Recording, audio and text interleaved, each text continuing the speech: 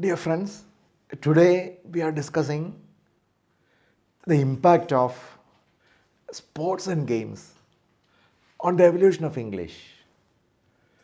If you closely analyze English through the newspapers, you will come across plenty of idioms which have their genesis or roots in sports. Let me begin with football. Football, as you know, is the most common game. There are no intricacies at all.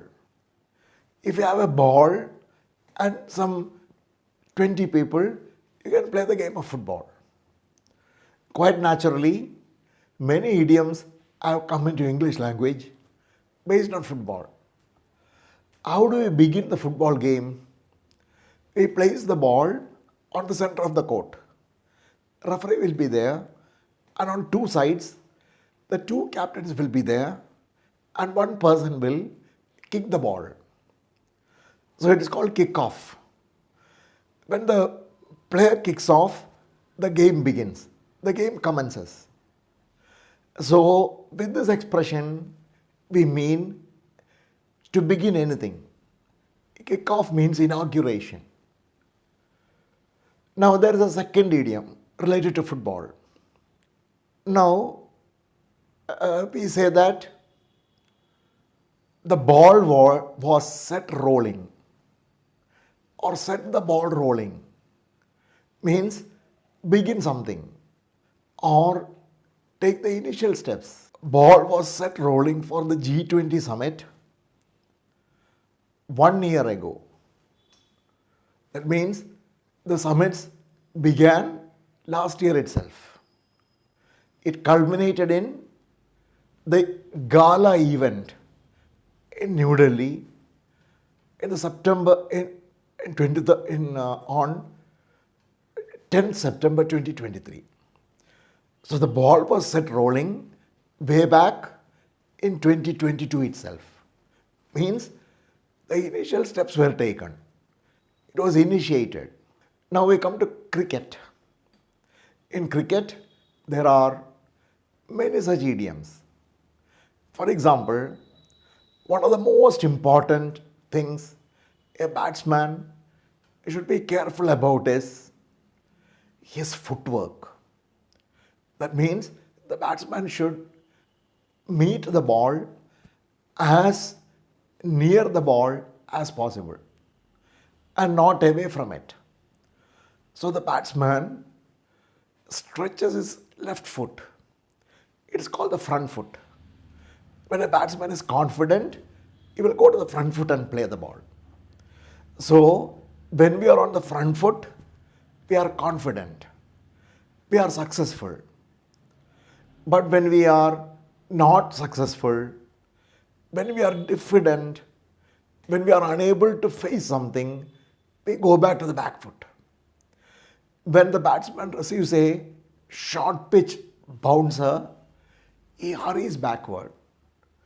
So he is on the back foot. He wants to save his body and his wicket. He rushes the back foot and very often leaves the ball alone. So here the batsman is uncomfortable. When the batsman is uncomfortable, he is said to be in the back foot. Similarly, in life also, if somebody is said to be in the back foot, that person is uncomfortable. He was on the back foot when many allegations of corruptions were leveled against him. On the front foot, on the back foot. Now one more common idiom. When we do something perfectly, we will never put a foot wrong. For instance, Anil did not put a foot wrong in his preparation for the PO's exam.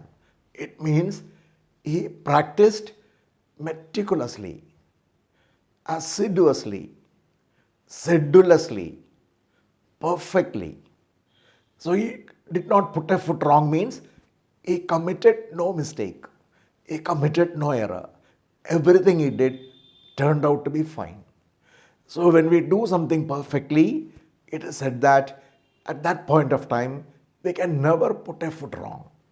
It again relates to footwork as applicable to cricket.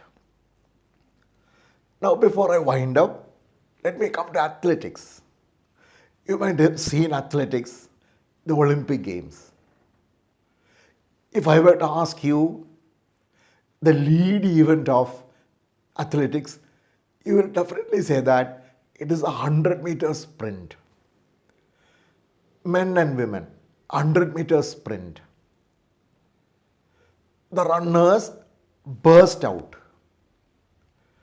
They wait for the whistle, and when the whistle goes, they simply start off. And you might have seen the runners finishing or reaching the finishing point.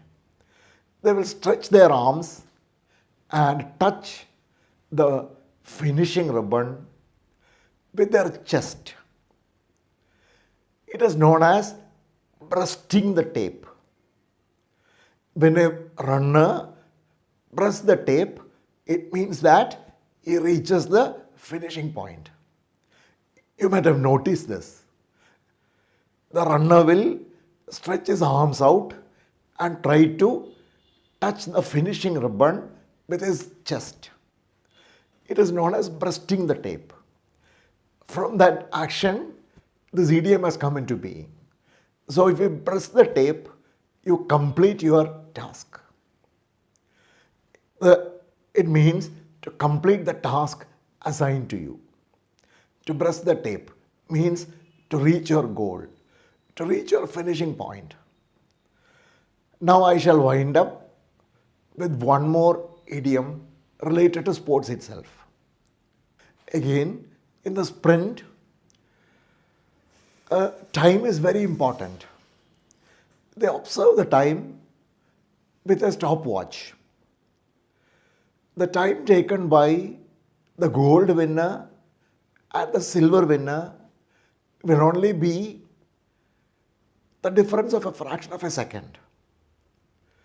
If the gold winner covers 100 meters in 9.32 seconds, the silver winner will take 9.34 seconds.